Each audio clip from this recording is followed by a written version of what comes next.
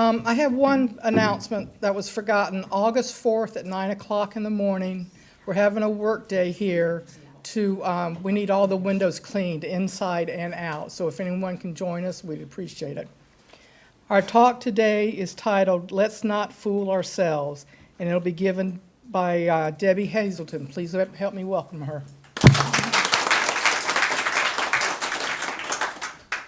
Wow.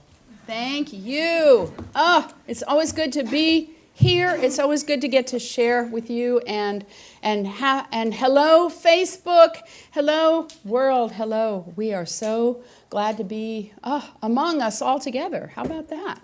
That song, I got to say, that song reminds me of a talk I gave once about gifts, and I made up an acronym. And I want us to think about this going forward in this wonderful community.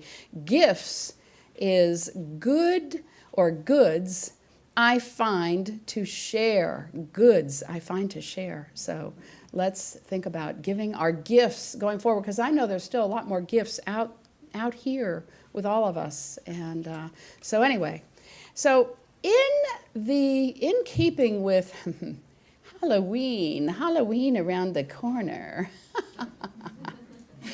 Let us not fool ourselves. Oh, boy.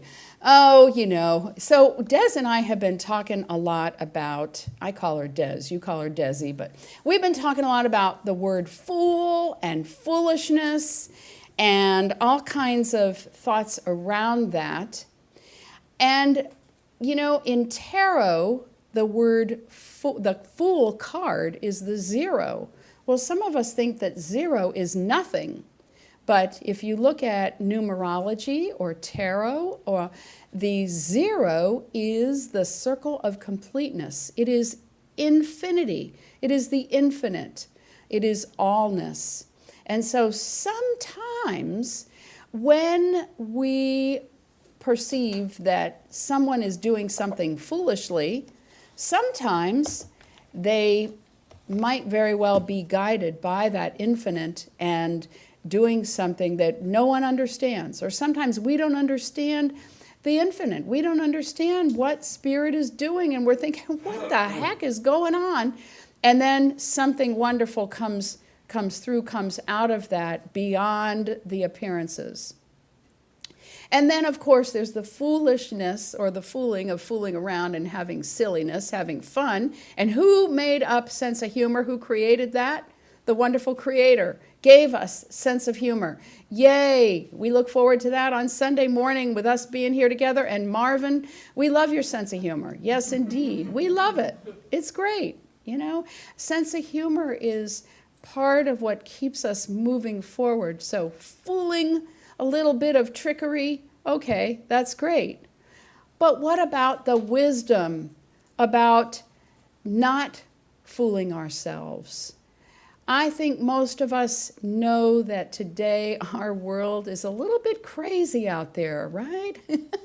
Our world has a little bit of craziness going on in it, and some of us are sort of shaking our heads and going, oh my heavens, what's going on? What's next? What's the world coming to? And it is wise to be even more attuned so that we can discern. It is wise to have good, positive, tuned up discernment so that we are making good, healthy choices in this world that sometimes has some craziness going on in the outer. And sometimes we have craziness going on inside as well. I don't think I'm the only one. I think some of us know that we have our share of that craziness sometimes. And so we need to be better at discerning when to turn the noise down and when to turn the volume up, and how and who, to whom we choose to listen. So let us not fool ourselves actually has a lot of spiritual wisdom. someone talking about the noise in our heads, someone I knew once was going to give a talk, and she was going to call it, "Excuse me, but I hope the noise inside my head is not bothering you." And, there is a lot that we hear, a lot of noise inside our heads. I'll tell you what, I use Bach flower remedies, and one of the remedies that's great for calming that inner noise is white chestnut. It's a good one for calming those mental arguments. But sometimes we have to just say, shh. Or sometimes we say, okay, God, okay, Spirit, I'm having a hard time turning down the volume on this noise. Please, you take over. Or our higher selves, our guides, our angels. Okay, I'm casting this burden. Jesus said to cast the burden. You take over. You take over. That's the theme that keeps coming through all of my thoughts about this talk this morning. It isn't that a lot of why we show up here each week, so that we continue to relinquish the inner noise, to relinquish the ego, to let go of all of the stuff that goes on, the noise that goes on, and give our attention and the power, give up control, so that that higher self, that God self, Spirit, can do its perfect work through us. So I've thought a lot about, what does it mean if we are fooling ourselves? And what does it mean when other people are seeming to fool themselves? And so a couple thoughts I have.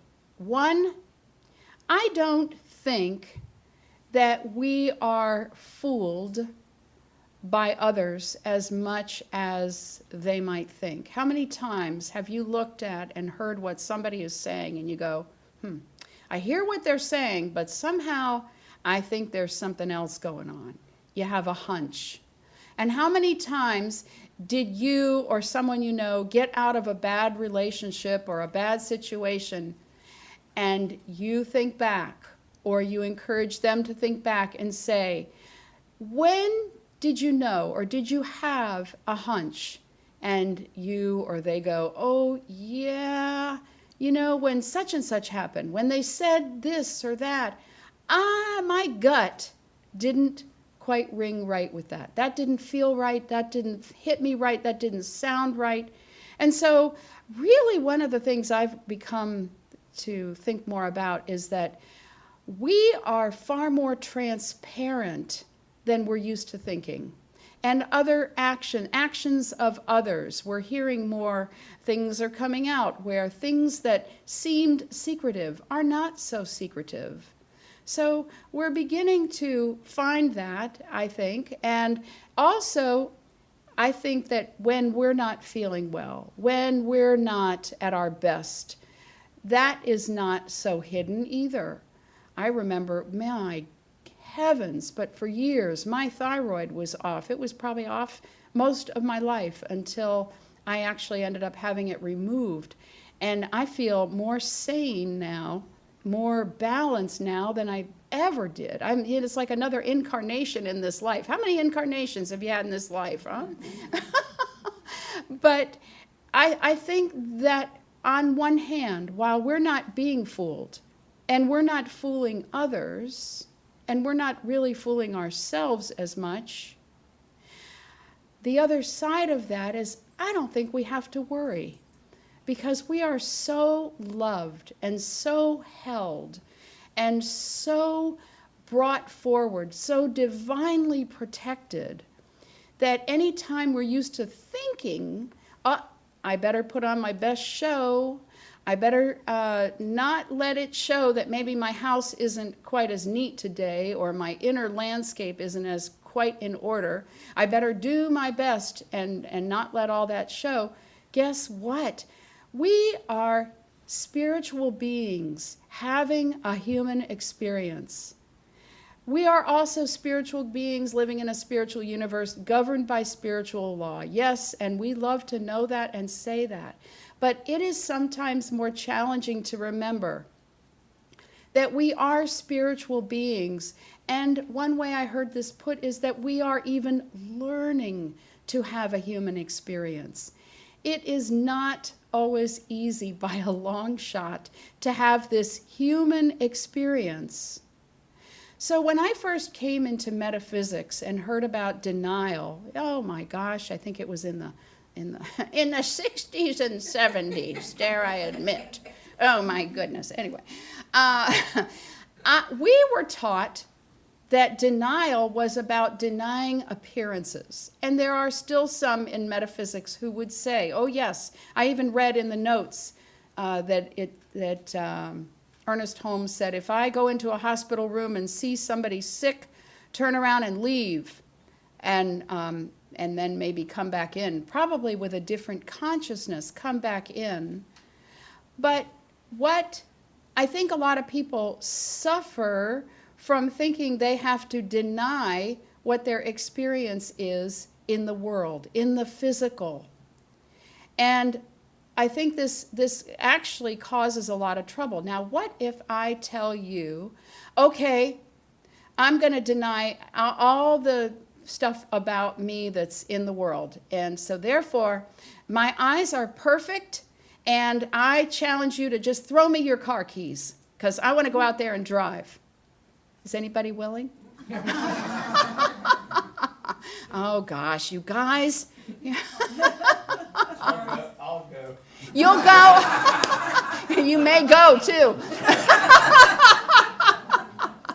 But yeah, it means that we have to deal with what's going on in the physical. Sometimes we have to take our medications. Sometimes we have to give up doing all of the things that we want to be able to do. Like, I want to be first in line for one of those self-driving cars. Believe me, I really want that. Dee says, yeah.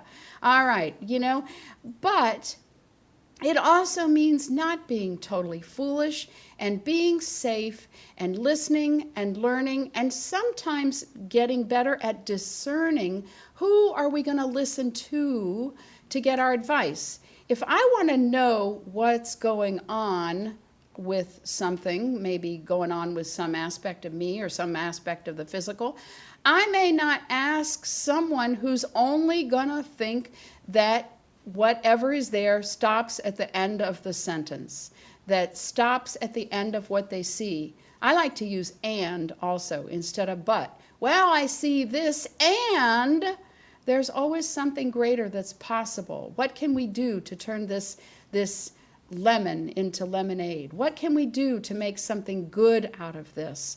So, okay, maybe I'm not going to see today physically, but maybe I've done a lot to turn up the vision within that we all have in common, that we can all use. So making something good out of our circumstances, but to deny the reality of something that exists. Now remember, denial, it's not the river in Egypt. Denial is not the river in Egypt. But we can deny it power. We can know first what the facts are in the physical. What are we dealing with in the physical? Do what we can to take positive action so that we're not just turning our back on it. Do what we can to take positive action about it. And then we can trust.